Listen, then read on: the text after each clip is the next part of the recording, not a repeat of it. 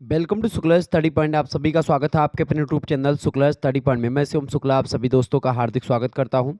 आज के वीडियो के माध्यम से हम लोग चर्चा करेंगे फर्स्ट एड एंड हेल्थ के बारे में, यानी प्राथमिक चिकित्सा और स्वास्थ्य के बारे में हम लोग जानने का प्रयास करेंगे। बहुत ही महत्वपूर्ण यह लेक्चर होगा। आपको बता दूं कि ये मॉडल पेपर है 2024 और 25 की परीक्षाओं के लिए। बीए, बीएससी, बीकॉम से संबंधित जो है ये को करिकुलर कोर्स के रूप में प्राथमिक चिकित्सा और स्वास्थ्य शामिल होता है प्रथम सेमेस्टर में, सेकंड सेमेस्टर में। ठीक है, सेकंड सेमेस्टर से बनने वाले बहुत ही महत्वपूर्ण लगभग 100 से अधिक ऑब्जेक्टिव टाइप के प्रश्नों पर आज की वीडियो के माध्यम से मैं चर्चा करूंगा। आपको बता दूं कि प्राथमिक चिकित्सा और स्वास्थ्य ये बीए, बीएससी, बीकॉम, बीएससी एजी, बीएससी होम साइंस सभी में सेकंड सेमेस्टर में जब आप पहुंचते हैं तो आपको अनिवार्य प्रश्न पत्र के रूप में पढ़ना होता है। अब आइए बिना समय गंवाए हुए प्रश्नों को जानने का प्रयास करते हैं कौन कौन से प्रश्न आपकी परीक्षा में आपकी बार आ सकते हैं। पहला प्रश्न आपके स्क्रीन पर आ चुका है। एक कार दुर्घटना के शिकार व्यक्ति को अभी अभी उल्टी हुई है और उसकी खांसी में खून आ रहा है। उसकी नाड़ी कमजोर और उसकी सांसों की गति बहुत तेज हो रही है। इस अवस्था में सबसे अधिक संभावना क्या है? उसे दौड़ा पड़ रहा है? नहीं। उसे आंतरिक रक्तस्राव या आंतरिक ब्लीडिंग हो रही, इंटरनल ब्लीडिंग, बिल्कुल इंटरनल ब्लीडिंग उसको हो रही है। इसका बी ऑप्शन राइट आंसर होगा। अगला प्रश्न है, सामान्य तौर पर एक स्प्लिंट कैसा होना चाहिए? सामान्य तौर पर एक स्प्लिंट कैसा होना चाहिए? तो एक स्प्लिंट जो है स्नग लेकिन इतना तंग नहीं कि परिसंचरण को धीमा कर दे। ऑप्शन नंबर इसका बी करेक्ट आंसर होगा। अगला प्रश्न, एक पीड़ित व्यक्ति के पैर में गहरे घाव के कारण काफी खून बह गया है। वह तेजी से सांस ले रहा है, उसे बेचैनी महसूस हो रही है। उसे शायद पीड़ित व्यक्ति को दौरा पड़ रहा है? नहीं, दौरा नहीं पड़ रहा है। पीड़ित व्यक्ति को दिल का दौरा पड़ रहा है? हाँ। पीड़ित व्यक्ति सदमे में है या फिर चेकिंग है? तो पीड़ित व्यक्ति सदमे में है, इसका करेक्ट आंसर हो जाएगा सी ऑप्शन। ठीक है। अगला प्रश्न, आपको संदेह है कि एक व्यक्ति को जहर दिया गया है और वह अभी होश में है। आपको सबसे पहले किसको कॉल करना होना, कॉल करना चाहिए? बताएं। जहर नियंत्रण केंद्र या अपने अधीनस्थ जो आपातकालीन फोन नंबर है वहां पर आपको फोन करना चाहिए। ऑप्शन नंबर इसका एक करेक्ट आंसर होगा। अगला प्रश्न, सीपीआर का क्या अर्थ है? सीपीआर का अर्थ होता है कार्डियो पल्मोनरी रिसिस्टेशन। ठीक है। ऑप्शन नंबर इसका करेक्ट आंसर क्या हो जाएगा? सी ऑप्शन इसका करेक्ट आंसर होगा। अगला प्रश्न आप देखिएगा, एक तकनीकी जिसमें पीड़ित को हवा प्रदान की जाती है जो सामान्य रूप से अपने आप से सांस नहीं ले सकता लेकिन दिल लगातार उसका धड़क रहा है, उसे कहा जाता है? बताएं। एक तकनीक जिसमें पीड़ित को हवा प्रदान की जाती है जो सामान्य रूप से अपने आप से सांस नहीं ले सकता है व्यक्ति, लेकिन दिल लगातार उसका धड़क रहा होता है, उस क्रिया को कहते हैं, उसे हृदय फुफ्फुस पुनर्जीवन कहा जाता है। ऑप्शन नंबर इसका एक करेक्ट आंसर होगा। अगला प्रश्न, कृत्रिम श्वसन को किसके रूप में जाना जाता है? कृत्रिम श्वसन को हृदय फुफ्फुसीय पुनर्जीवन के रूप में जानते हैं। ऑप्शन नंबर इसका बी करेक्ट आंसर होगा। सीपीआर प्रक्रिया है, सीपीआर प्रक्रिया जो होती है बचाव श्वास और छाती संपीड़न की प्रक्रिया होती है। सी ऑप्शन इसका करेक्ट आंसर होगा। अगला प्रश्न, एक पीड़ित को अस्पताल ले जाने से पहले डॉक्टर के आने से पहले उपचार को क्या कहा जाता है? एक पीड़ित को अस्पताल ले जाने से पहले या डॉक्टर के आने से पहले के उपचार को प्राथमिक उपचार कहा जाता है। ए ऑप्शन इसका करेक्ट आंसर होगा। आगे बढ़िएगा, अगला क्वेश्चन आपकी स्क्रीन पर आ चुका है। जब मानसिक तनाव से शरीर में दर्द होता है तो उसे क्या कहते हैं? बहुत बढ़िया प्रश्न है, फटाफट से आप लोग बताने का प्रयास करेंगे। प्रश्न है कि जब मानसिक तनाव से शरीर में दर्द होता है तो उसे क्या कहते हैं? उसे मनोदैहिक दर्द कहा जाता है। इसका ए ऑप्शन करेक्ट आंसर होगा।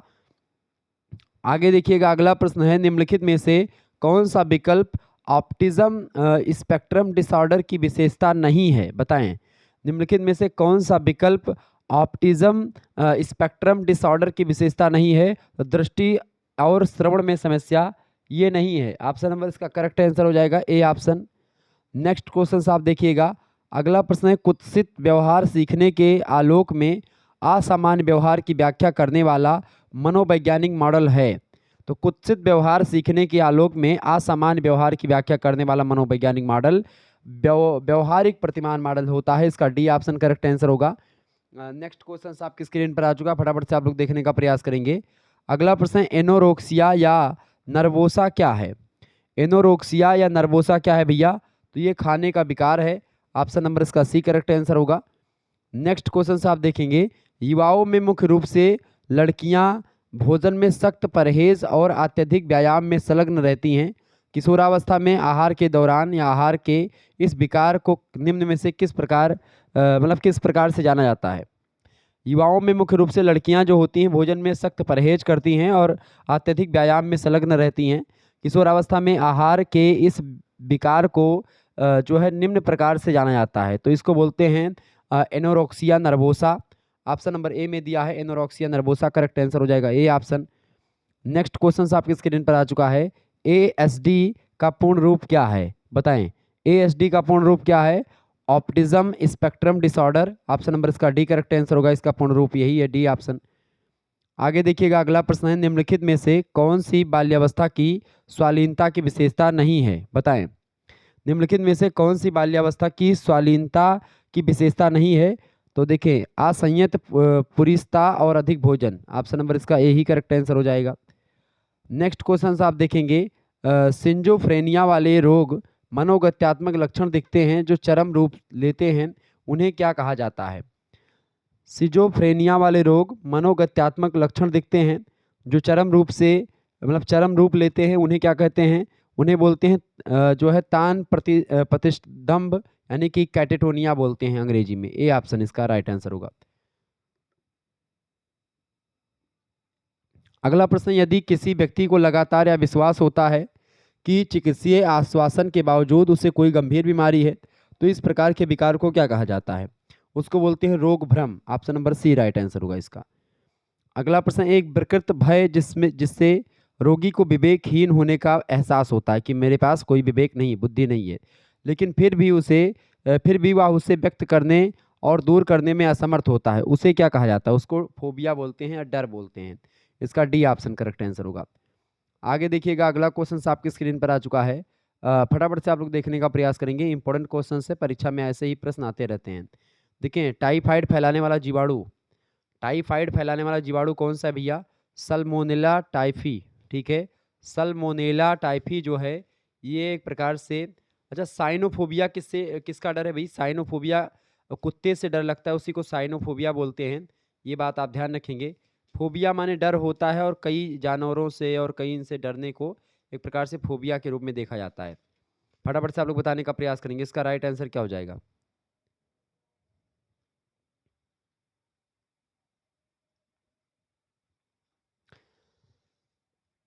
प्रश्न क्या पूछा गया? टाइफाइड फैलाने वाला जीवाणु।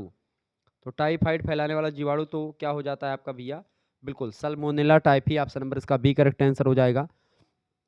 अगला प्रश्न, फेफड़ों की तपेदिक में लक्षण होते हैं। फेफड़ों की तपेदिक में क्या लक्षण होते हैं? फेफड़ों की तपेदिक में फेफड़े कमजोर हो जाते हैं, श्वास फूलने लगती है, ऑक्सीजन ग्रहण नहीं कर पाते। ये फेफड़ों की तपेदिक के सभी लक्षण हैं, डी ऑप्शन उपयुक्त सभी। आगे देखिएगा, अगला प्रश्न है, बेरियोला वायरस से फैलता है। बेरियोला वायरस से क्या फैलता है? तो चेचक फैलता है। ऑप्शन नंबर इसका ए करेक्ट आंसर होगा। अगला प्रश्न है, क्षय रोग फैलता है। क्षय रोग किससे फैलता है भैया? क्षय रोग जो है बैसिलस के द्वारा फैलता है। ऑप्शन नंबर इसका बा करेक्ट आंसर होगा। नेक्स्ट क्वेश्चन से, तपेदिक के रोगाणु को क्या कहते हैं? तपेदिक के रोगाणु को माइक्रोबैसिलस ट्यूबरक्लोसिस कहते हैं। सी ऑप्शन इसका राइट आंसर होगा। अगला प्रश्न, रचना की दृष्टि से कान के प्रमुख भाग हैं। रचना की दृष्टि से कान के प्रमुख भाग हैं 3। ऑप्शन नंबर इसका बा करेक्ट आंसर होगा। नेक्स्ट क्वेश्चन से, अंतःकरण में स्थित है। अंतःकरण में जो है ध्वनिग्राही अंग जो होते हैं वो स्थित होते हैं कान में। ऑप्शन नंबर इसका ए राइट आंसर होगा। नेक्स्ट क्वेश्चन से, व्यायाम से लाभ होता है। व्यायाम से क्या लाभ होता है भैया?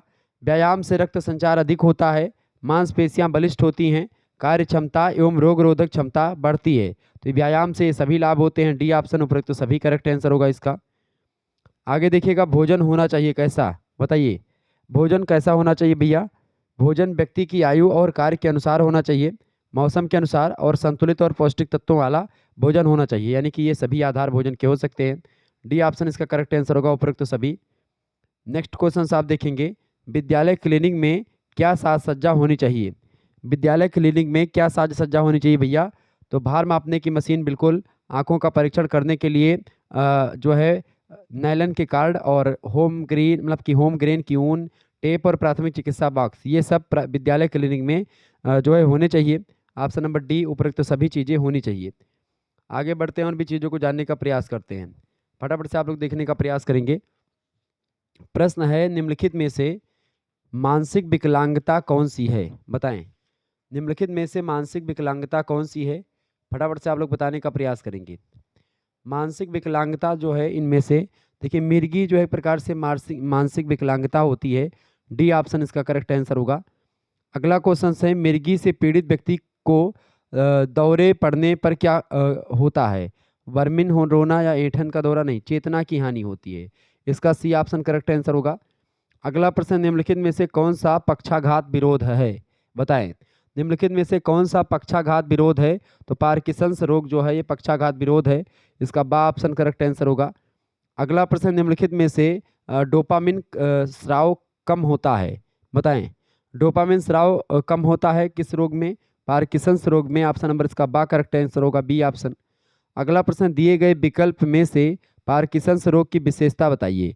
तो पार्किंसंस रोग में क्या होता है कि चेहरे की अभिव्यक्ति स्थिर हो जाती है, अंगों का लयबद्ध कंपन यानी कि एक लय से कंपन होता है अंगों का, स्थिर मुद्रा में भी एक प्रकार से। तो ये विशेषता ये सभी विशेषताएं पार्किंसंस रोग की होती हैं।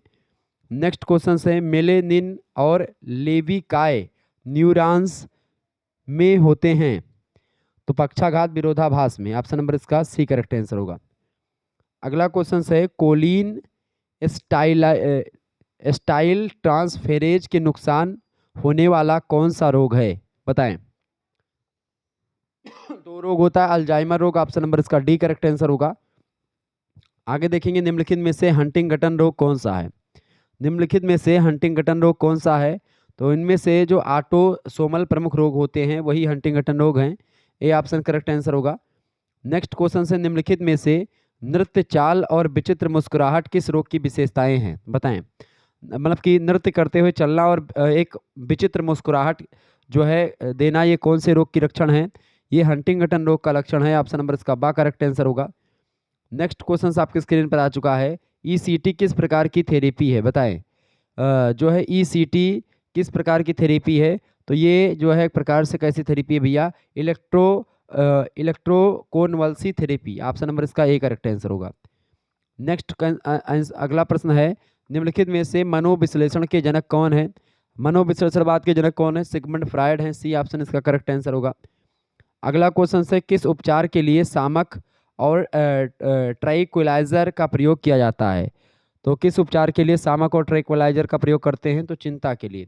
डी ऑप्शन इसका करेक्ट आंसर होगा। नेक्स्ट क्वेश्चन है, निम्नलिखित में से साइनोफोबिया किसका डर है, सिनोफोबिया। सिनोफोबिया जो होता है चूहे से डर को सिनोफोबिया कहते हैं, ठीक है, ये बात आप ध्यान रखेंगे। आगे देखते हैं, अगला प्रश्न आपकी स्क्रीन पर आ चुका है, निम्नलिखित में से कौन सा सामुदायिक स्वास्थ्य का लक्ष्य है। सामुदायिक स्वास्थ्य का क्या लक्ष्य है, सभी के स्वास्थ्य में सुधार, ये सामुदायिक स्वास्थ्य का लक्ष्य है। सी ऑप्शन इसका करेक्ट आंसर होगा। आगे देखिएगा, अगला प्रश्न है, निम्नलिखित में से कब वैश्विक टीकाकरण कार्यक्रम शुरू किया गया था, बताएं। वैश्विक टीका कार्यक्रम कब शुरू किया गया था भैया, फटाफट से आप लोग बताने का प्रयास करेंगे। तो वैश्विक टीका कार्यक्रम जो शुरू किया गया था 1978 में शुरू किया गया, मई। Option number A correct answer होगा। भारत में सार्वभौम प्रतिरक्षण कार्यक्रम कब प्रारंभ किया गया, तो सार्वभौम प्रतिरक्षण कार्यक्रम प्रारंभ किया गया था 1985 में, 1985 में। इसका डी ऑप्शन करेक्ट आंसर होगा। आगे देखिएगा, अगला प्रश्न है, प्राथमिक सहायता का उद्देश्य क्या है। प्राथमिक सहायता का क्या उद्देश्य है भाई, प्राथमिक सहायता का उद्देश्य है कि जो है रोगी की संकटकालीन अवस्था को अधिक बढ़ने नहीं देना। इसका सी ऑप्शन करेक्ट आंसर होगा। आगे देखिएगा, प्राथमिक सहायककर्ता के गुण हैं। प्राथमिक सहायककर्ता का गुण प्रशिक्षित होना, आत्मविश्वासी होना और शीघ्र निर्णय लेने वाला सहायककर्ता होना चाहिए, जो फर्स्ट एड करता है वो। डी ऑप्शन इसका करेक्ट आंसर होगा। उपरोक्त सभी लक्षण उसके होने चाहिए, उन सभी में ये सब गुण होने चाहिए। अगला प्रश्न है, प्राथमिक सहायता का सिद्धांत है। प्राथमिक सहायता का क्या सिद्धांत है भैया, प्राथमिक सहायता का सिद्धांत इनमें से कौन सा है। देखिए, दुर्घटना कारणों को हटाना, और इसके अलावा रोगी की सांस रुकने पर जो है उसको सीपीआर देना, इसके अलावा पीड़ित की सहायता करना। ये तीनों सिद्धांत, पहला दुर्घटना स्थल से आप जो है व्यक्ति जो है उसको हटा दें, रोगी की सांस रुकने पर उसको सीपीआर दें और पीड़ित की सहायता करें। डी ऑप्शन उपरोक्त तो सभी इसका करेक्ट आंसर होगा। आगे देखेंगे सीपीआर की प्रक्रिया में क्या शामिल है। सीपीआर की प्रक्रिया में बचाव श्वास और छाती संपीड़न ये शामिल है। ऑप्शन नंबर इसका सी करेक्ट आंसर होगा। अगला प्रश्न, पट्टी के प्रकार, मतलब पट्टी का प्रकार नहीं है। देखिए इनमें से जो आपका पट्टी का प्रकार नहीं है, देखिए त्रिकोणाकार पट्टी, लिपटी पट्टी और ट्यूबुलर पट्टी, ये पट्टियों के प्रकार हैं। चौकोर पट्टी ये नहीं है। सी ऑप्शन इसका करेक्ट आंसर होगा। पट्टी को गांठ लगाने का तरीका है। पट्टी को गांठ लगाने का तरीका क्या है भैया? देखिए रीफ गांठ और गरनी गांठ, ये दोनों गांठ होती है पट्टी को गांठ लगाने का। सी ऑप्शन इसका करेक्ट आंसर होगा, ए और बी दोनों। नेक्स्ट क्वेश्चन आप देखेंगे, ट्यूबुलर पट्टी का प्रयोग करते हैं। ट्यूबुलर पट्टी का प्रयोग करते हैं घायल उंगलियों को बांधने में ट्यूबुलर पट्टियों का प्रयोग बेसिकली करते हैं। इसका बी ऑप्शन करेक्ट आंसर होगा। अच्छा बताएं, नाक से रक्त आने पर घायल को से कह सकते हैं, मतलब इसको नक्सीर बोलते हैं। नाक से रक्त आने पर या खून आने पर 10 मतलब कि मुंह से सांस लें, व्यक्ति से आप बोल सकते हैं कि मुंह से सांस लें। 10-15 मिनट तक नाक को पिंच करें, व्यक्ति को आगे की ओर झुकने को कहें। ये सभी चीज़ें आप कह सकते हैं। डी ऑप्शन इसका करेक्ट आंसर होगा। अगला प्रश्न, सामान्य व्यक्ति में रक्तदाब जो होता है, ब्लड प्रेशर, वो कितना होता है? वो उच्चतम 120 और निम्नतम 80 होता है, यानी कि 120-80। ऑप्शन नंबर इसका बी करेक्ट आंसर होगा। आगे देखेंगे, अगला क्वेश्चन आपकी स्क्रीन पर आ चुका है, फटाफट से आप देखने का प्रयास करेंगे, इंपॉर्टेंट क्वेश्चन है। देखें प्रश्न है, शिशु को ठोस आहार प्रारंभ करने की प्रक्रिया को क्या कहते हैं? शिशु को ठोस आहार प्रारंभ करने की जो प्रक्रिया होती है उसको क्या कहते हैं भैया? उसको बोलते हैं पूरक आहार। ठीक है, ऑप्शन नंबर इसका सी करेक्ट आंसर हो जाएगा।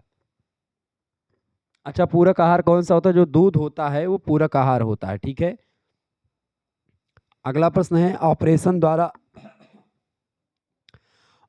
द्वारा उत्पन्न हुए शिशु को दूध पिलाना चाहिए। ऑपरेशन द्वारा उत्पन्न हुए शिशु को दूध पिलाना चाहिए 24 घंटे के बाद।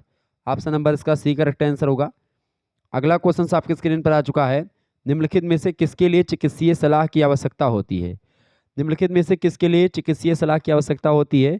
तो गर्भ निरोधक गोली, सर्वाइकल कैप और गर्भ निरोधक पैच, इन सभी के लिए चिकित्सीय सलाह की आवश्यकता होती है। डी ऑप्शन उपयुक्त सभी।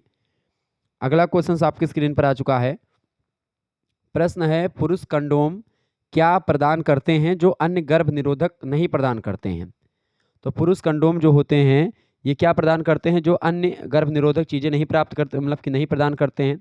ये क्या है कि विफलता की कम से कम संभावना इसमें रहती है, एसटीडी के खिलाफ सर्वोत्तम सुरक्षा है ये, इसके अलावा उपयोग करने के लिए सबसे सस्ता तरीका ये होता है। ठीक है, तो इससे परिवार नियोजन को एक प्रकार से मतलब कि सफल किया जा सकता है, जनसंख्या को नियंत्रित किया जा सकता है। तो पुरुष कंडोम जो होते हैं कई विधियां, मतलब कि कई चीज़ों के मामले में ये जो है ठीक ठाक माने जाते हैं, इसीलिए इसका प्रयोग लोग ज़्यादा करते हैं। इसका डी ऑप्शन करेक्ट आंसर होगा, उपयुक्त सभी। अगला प्रश्न आपकी स्क्रीन पर आ चुका है, निम्नलिखित में से कंडोम के अलावा गर्भ निरोधक की एक अन्य बाधक विधि कौन सी है? बताएं। निम्नलिखित में से कंडोम के अलावा गर्भ निरोधक की एक अन्य बाधक विधि कौन सी है? तो होती है डायफ्राम विधि। ऑप्शन नंबर इसका ए करेक्ट आंसर होगा। अगला प्रश्न, निम्नलिखित में से कौन सा अंतर्गर्भाशयी उपकरण, जिसको आईयूडी बोलते हैं, उपलब्ध है? कॉपर टी, टाइटेनियम या हार्मोनल? तो इसका राइट आंसर हो जाएगा ए और सी दोनों, यानी कि कॉपर टी एंड हार्मोनल। ठीक है, डी ऑप्शन। नेक्स्ट क्वेश्चन है, निम्नलिखित में से कौन सा गर्भ निरोधक गोलियों का दुष्प्रभाव है? गर्भ निरोधक गोलियों का दुष्प्रभाव क्या होता है? जो है मतली, अनियमित रक्तस्राव और सिर दर्द, ये सभी होता है। डी ऑप्शन उपयुक्त सभी। अगला प्रश्न, दिए गए विकल्पों में से कौन सा विकल्प प्राकृतिक परिवार नियोजन को सही दर्शाता है? प्राकृतिक जो है परिवार नियोजन को सही दर्शाता है बेसल तापमान पर नज़र रखना, ग्रीवा बलगम में परिवर्तन पर नज़र रखना, एक कैलेंडर पर मासिक धर्म चक्र को ट्रैक करना। ये सब एक प्रकार से प्राकृतिक परिवार नियोजन को सही दर्शाता है। ठीक है, option number D correct answer हो जाएगा इसका, उपयुक्त सभी। आगे देखिएगा, निम्नलिखित में से कौन सी विधि नसबंदी की अस्थाई विधि है? नसबंदी की अस्थाई विधि होती है जो है ट्यूबल नसबंदी और जो है बैक्सटॉमी, ये दोनों एक प्रकार से क्या हैं, ये विधि नसबंदी की अस्थाई विधि मानी जाती है। सी ऑप्शन इसका करेक्ट आंसर होगा। निम्नलिखित में से कॉपर टी का क्या कार्य है? कॉपर टी का काम क्या होता है? निषेचन को रोकता है ये, यानी कि एक प्रकार से गर्भ धारण करने से रोकता है। इसका सी ऑप्शन करेक्ट आंसर होगा।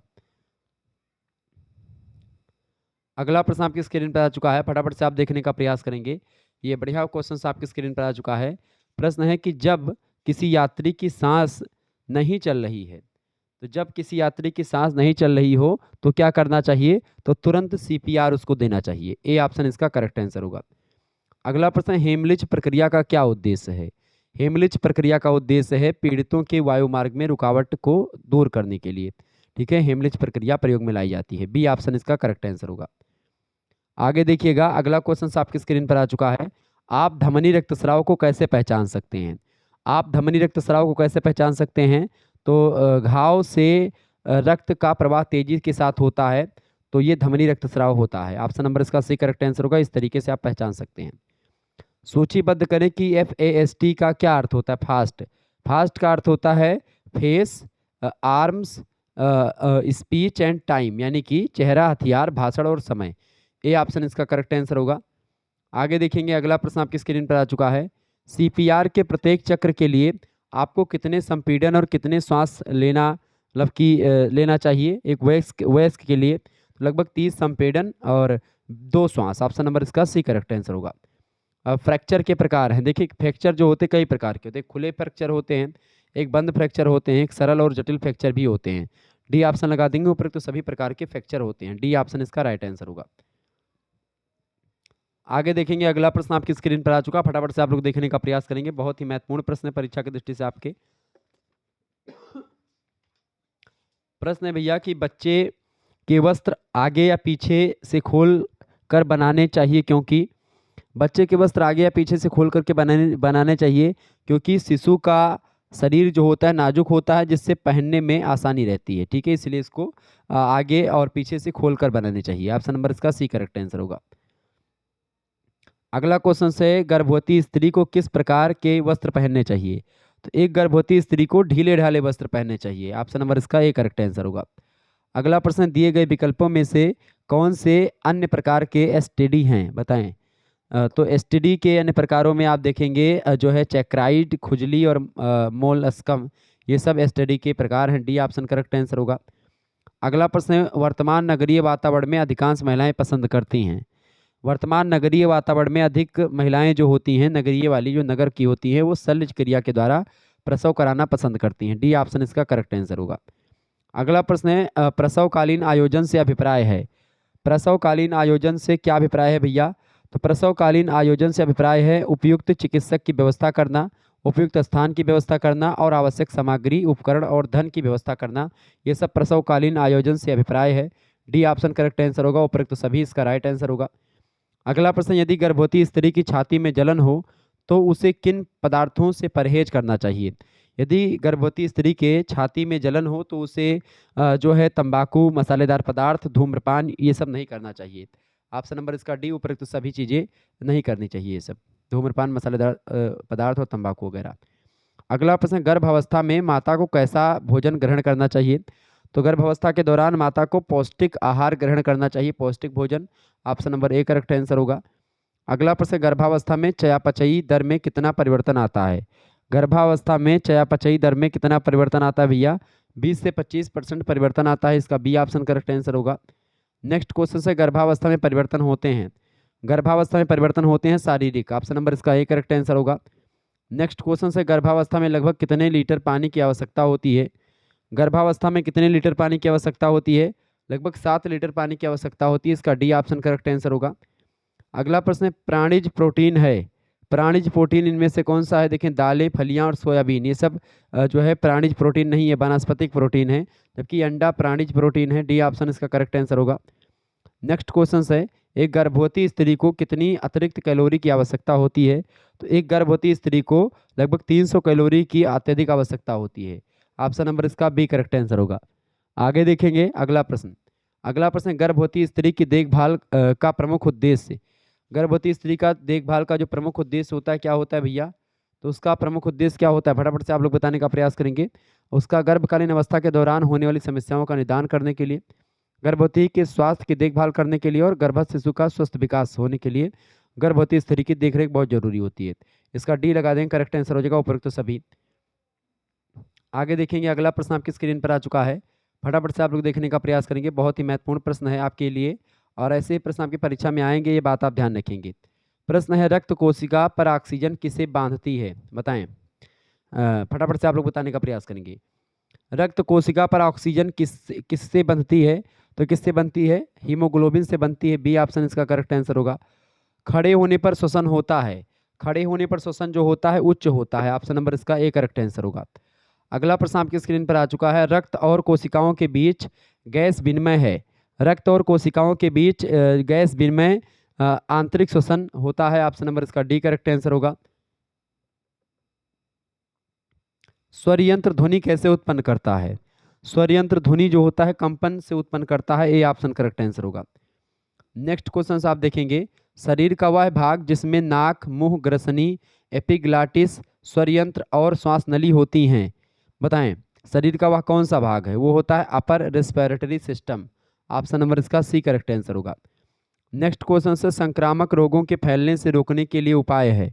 संक्रामक रोगों के फैलने से रोकने के उपाय पृथक्करण, सूचना, प्रतिरक्षण, ये सब हैं। ऑप्शन नंबर इसका डी करेक्ट आंसर होगा।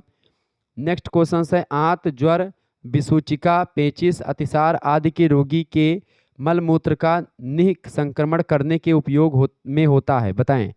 तो आंत, ज्वर, विसूचिका, पेचिश, अतिसार आदि के रोगी के मलमूत्र का निष्क्रमण करने में उपयोग करने के उपयोग में होता है कार्बोलिक एसिड। ऑप्शन नंबर इसका बी करेक्ट आंसर होगा। डिप्थीरिया रोग फैलाता है। डिप्थीरिया रोग कौन फैलाता है? तो जीवाणु के कारण से फैलता है डिप्थीरिया रोग। Option number A correct answer होगा। जीवाणु फैलाते हैं। खसरा रोग का उद्भवन काल, खसरा रोग का उद्भवन काल जो होता है 7 से 14 दिन होता है। ए ऑप्शन इसका करेक्ट आंसर होगा। अगला प्रश्न, डिक टेस्ट किया जाता है। डिक टेस्ट जो होता है वो स्कारलेट ज्वर होने पर किया जाता है। ए ऑप्शन इसका करेक्ट आंसर हो जाएगा। आगे देखिएगा, अगला प्रश्न आपकी स्क्रीन पर आ चुका है। फटाफट से आप लोग देखने का प्रयास करेंगे। बहुत ही महत्वपूर्ण प्रश्न है परीक्षा की दृष्टि से आपके। बताइए, प्रत्येक पिरामिड असंख्य सक्रिय जो है नाभिकीय इकाइयों से निर्मित है, जिसमें से प्रत्येक को कहते हैं। फटाफट से आप लोग बताने का प्रयास करेंगे। ये बढ़िया प्रश्न आपकी स्क्रीन पर आ चुका है भाई। बताएं, प्रत्येक पिरामिड जो होते हैं असंख्य सक्रिय नाभिकीय इकाइयों से निर्मित हैं, जिसमें से प्रत्येक को कहते हैं, क्या कहते हैं? वृक्काणु कहते हैं। ऑप्शन नंबर इसका सी करेक्ट आंसर होगा। नेक्स्ट क्वेश्चन से, मूत्र तंत्र की संरचना में सम्मिलित प्रमुख तंत्र निम्नलिखित में से कौन से नहीं हैं? तो इनमें से वृक्क, मूत्राशय, गवीनी ये सब हैं, गर्भाशय नहीं है। डी ऑप्शन इसका राइट आंसर होगा। अगला प्रश्न, निम्नलिखित में से मूत्राशय कहाँ स्थित होता है? तो मूत्राशय श्रेणी गुहा में स्थित होता है। इसका सी ऑप्शन करेक्ट आंसर होगा। अगला प्रश्न है, बाह्य त्वचा के कितने स्तर होते हैं? बाह्य त्वचा के 6 स्तर होते हैं। इसका सी ऑप्शन करेक्ट आंसर होगा।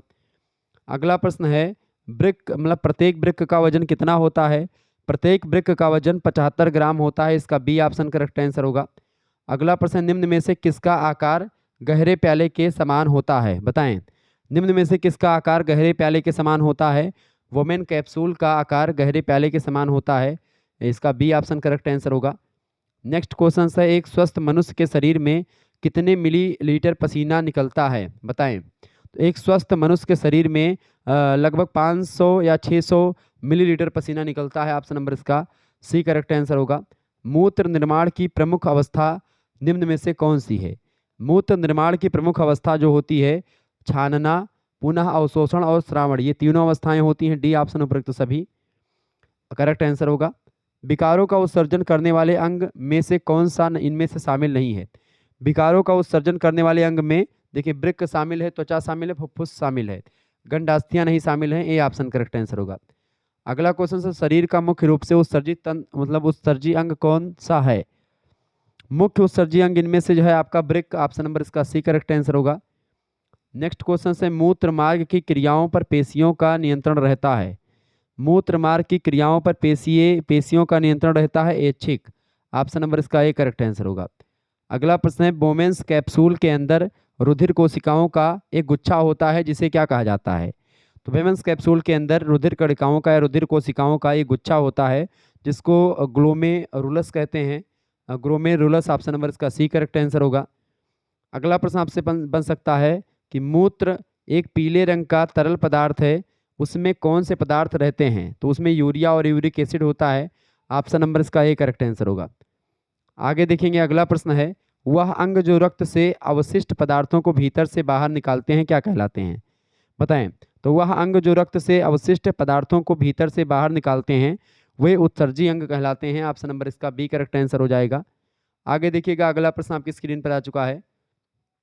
देखिए बहुत ही बढ़िया प्रश्न है, परीक्षा की दृष्टि से आपके इंपॉर्टेंट है प्रश्न, बहुत ही महत्वपूर्ण। हीमोग्लोबिन किस में सहायक होता है, बताएं सभी लोग। हीमोग्लोबिन किस में सहायक होता है? वृद्धि में, श्वसन में, पोषण में, या फिर जो है उत्सर्जन में? फटाफट से आप लोग बताने का प्रयास करेंगे। इसका करेक्ट आंसर क्या हो जाएगा भाई? फटाफट से आप लोग बताने का प्रयास करेंगे। राइट आंसर इसका क्या हो जाएगा? बहुत ही महत्वपूर्ण प्रश्न आपकी स्क्रीन पर आ चुका है। प्रश्न है कि हीमोग्लोबिन किस में सहायक होता है? हीमोग्लोबिन जो होता है वो सहायक होता है श्वसन में। ऑप्शन नंबर इसका बा करेक्ट आंसर होगा। अगला प्रश्न, स्वस्थ मनुष्य 1 मिनट में कितनी बार सांस लेता है? तो लगभग 15 से 18 बार सांस लेता है स्वस्थ मनुष्य जो होता है। ऑप्शन नंबर इसका ए करेक्ट आंसर होगा। अगला प्रश्न आपकी स्क्रीन पर आ चुका है। मनुष्य की श्वास नालिका का निर्माण होता है। मनुष्य की श्वास नालिका का निर्माण सी आकार की उपस्थिति से होता है। बी ऑप्शन इसका करेक्ट आंसर होगा। हृदय बना होता है, हृदय जो होता है वो अनैच्छिक पेशियों से बना होता है। इसका बी ऑप्शन करेक्ट आंसर होगा। अगला प्रश्न, रक्त के कार्य हैं। रक्त के क्या कार्य होते हैं? रक्त का काम होता है भैया रोगों से सुरक्षा, शरीर की स्वच्छता और थक्का जमना। तो इसका करेक्ट आंसर क्या हो जाएगा? इसका डी ऑप्शन उपयुक्त सभी। अगला प्रश्न, मनुष्य में सामान्यतः हृदय धड़कता है प्रति मिनट। मनुष्य में सामान्यतः जो हृदय धड़कता है वो 72 से 75 बार। ऑप्शन नंबर इसका ए करेक्ट आंसर होगा। अगला प्रश्न, रक्त को हृदय से विभिन्न अंगों की ओर ले जाने वाली, रक्त को हृदय से विभिन्न अंगों की ओर ले जाने वाली को धमनियाँ कहते हैं। बी ऑप्शन करेक्ट आंसर होगा इसका। अगला प्रश्न, परिसंचरण संस्थान का अंग नहीं है। परिसंचरण संस्थान का क्या अंग नहीं है भैया? तो गुर्दे जो है परिसंचरण तंत्र के अंग नहीं है, ठीक है, ये उत्सर्जन तंत्र के अंग हैं। Option number D correct answer होगा। अगला प्रश्न, परिसंचरण तंत्र का प्रमुख अंग है। परिसंचरण तंत्र का प्रमुख अंग है गुर्दे, सॉरी, परिसंचरण तंत्र का प्रमुख अंग कौन सा है इनमें से? तो फेफड़े जो हैं प्रमुख अंग हैं, ए ऑप्शन करेक्ट। गुर्दे जो होते हैं वो प्रमुख अंग होते हैं किसके? उत्सर्जन तंत्र के। अगला प्रश्न है, ऑक्सीजन युक्त रक्त प्रवाहित होता है। ऑक्सीजन युक्त रक्त प्रवाहित होता है धमनियों में। Option number A correct answer होगा। किसमें कपाट होता है इनमें से बताएं? कपाट जो होता है सिराओं में कपाट होता है। इसका बी ऑप्शन करेक्ट आंसर होगा। आगे बढ़िएगा, अगला प्रश्न आपकी स्क्रीन पर आ चुका है। फटाफट से आप लोग देखने का प्रयास करेंगे। इंपॉर्टेंट क्वेश्चंस आ चुका है आपकी स्क्रीन पर, बताइएगा। बताएं, आग लगने का कारण है। आग लगने का क्या कारण है भैया? फटाफट से आप बताएंगे। आग लगने का क्या कारण है? आग लगने का कारण है विद्युत परिपथ की खराबी, ठीक है, या सूरज की किरण या सूखा सामान। नहीं, तो इसका विद्युत परिपथ की खराबी, इसका डी ऑप्शन करेक्ट आंसर होगा। विद्युत परिपथ मतलब जो एक प्रकार से लाइट है वो। अगला प्रश्न, सूखा आपदा के कारण है। सूखा आपदा का कारण क्या है? वन विनाश, भूमिगत जल का अधिक दोहन, नदी मार्गों में परिवर्तन। ये सभी ऑप्शन नंबर डी उपयुक्त सभी करेक्ट आंसर होगा। सुनामी लहरों का क्या कारण है? सुनामी लहरों का क्या कारण है भैया? समुद्री भूकंप से सुनामी लहरें उत्पन्न होती हैं। ए ऑप्शन करेक्ट आंसर होगा। जीवन आधार निम्न में से किसे कहा गया है? तो जीवन आधार खनिजों को कहा जाता है। ऑप्शन नंबर इसका बा करेक्ट आंसर हो जाएगा। अगला प्रश्न है, भारत में राष्ट्रीय आपदा प्रबंधन अधिनियम किस वर्ष पारित हुआ? 2005 में पारित हुआ। बी ऑप्शन करेक्ट आंसर होगा इसका। अगला प्रश्न, राष्ट्रीय आपदा प्रबंधन संस्थान का उद्घाटन कब किया गया? राष्ट्रीय आपदा प्रबंधन संस्थान का उद्घाटन किया गया 14 अगस्त 2004 को। डी ऑप्शन इसका करेक्ट आंसर होगा। राष्ट्रीय आपदा प्रबंधन संस्थान का मुख्यालय कहाँ स्थित है? राष्ट्रीय आपदा प्रबंधन संस्थान का मुख्यालय नई दिल्ली में स्थित है। बी ऑप्शन इसका करेक्ट आंसर होगा। अगला प्रश्न, निम्नलिखित में से कौन एक प्राकृतिक आपदा नहीं है? प्राकृतिक आपदा कौन सी नहीं है बताएं? तो ब्लैकआउट एक प्राकृतिक आपदा नहीं, बाकी ज्वालामुखी विस्फोट, बाढ़ और सुनामी ये प्राकृतिक आपदा है। अगला क्वेश्चन आपके स्क्रीन पर आ चुका है। उस आपदा का नाम बताइए जो भूकंपीय तरंगों के कारण आती हैं। उस आपदा का नाम बताइए जो भूकंपीय तरंगों के कारण आती हैं। वो है सुनामी। सी ऑप्शन इसका करेक्ट आंसर होगा। नेक्स्ट क्वेश्चन है, निम्नलिखित में से पृथ्वी की सतह के साथ रोलिंग प्रभाव भूकंप की लहर पैदा करता है कौन सा? लहर एस तरंगे। ऑप्शन नंबर इसका सी करेक्ट आंसर होगा। अंतर्राष्ट्रीय सुनामी सूचना केंद्र कहाँ स्थित है? अंतर्राष्ट्रीय सुनामी सूचना केंद्र होनोलुलु हवाई में स्थित है। ऑप्शन नंबर इसका ए करेक्ट आंसर होगा। अगला प्रश्न, निम्नलिखित में से राष्ट्रीय आपदा प्रबंधन प्राधिकरण किस मंत्रालय के अंतर्गत आता है? तो ये आता है किस मंत्रालय के अंतर्गत? गृह मंत्रालय के। सी ऑप्शन इसका करेक्ट आंसर होगा। आगे देखिएगा, अगला क्वेश्चन आपके स्क्रीन पर आ चुका है। प्रश्न है, निम्नलिखित में से किस देश में तूफान सामान्यतः आते हैं? निम्नलिखित में से किस देश में तूफान सामान्यतः आते रहते हैं? तो इसमें से यूएसए में। ऑप्शन नंबर इसका ए करेक्ट आंसर होगा। अगला प्रश्न है, भारत में सुनामी चेतावनी केंद्र कहाँ स्थित है? तो हैदराबाद में स्थित है। ऑप्शन नंबर इसका बी करेक्ट आंसर होगा। इस तरीके से आप लोगों ने बहुत सारे प्रश्नों को समझ लिया। ओके, ये सब प्रश्न आपकी परीक्षा के लिए बहुत महत्वपूर्ण है। 100 से अधिक ऑब्जेक्टिव टाइप के प्रश्नों को आज की वीडियो के माध्यम से मैंने समझा। ये प्रश्न आपकी परीक्षा के लिए बहुत महत्वपूर्ण है। अगर आपको और भी मॉडल पेपर देखना है प्राथमिक चिकित्सा और स्वास्थ्य का, तो आप लोग हमारे दूसरे चैनल को करिकुलर मास्टर को आप सब्सक्राइब कर लीजिएगा। ठीक है, को करिकुलर मास्टर यूट्यूब चैनल जो है, उस चैनल को आप सब्सक्राइब कर लीजिएगा। इस चैनल पर आपको कई सारी वीडियोस आपको मिल जाएंगी। ठीक है, तो आप इस चैनल को अभी सब्सक्राइब कर लीजिएगा। उस पर आपको प्राथमिक चिकित्सा और स्वास्थ्य की प्लेलिस्ट भी मिलेगी, यानी फर्स्ट एड एंड हेल्थ की प्लेलिस्ट मिलेगी। वहाँ पर और वीडियोस आपको मिल जाएंगी। बाकी वीडियोस में आपको और भी मॉडल पेपर वहाँ पर देता रहूँगा, तो आप सभी लोग उस चैनल को सब्सक्राइब कर लीजिएगा। वहाँ पर आपको बहुत ज़्यादा वीडियो मिलेगी हर एक सब्जेक्ट की, मतलब हर एक सेमेस्टर की को करिकुलर कोर्स की। ठीक है, धन्यवाद। मिलते हैं फिर नेक्स्ट वीडियो में। बहुत बहुत धन्यवाद।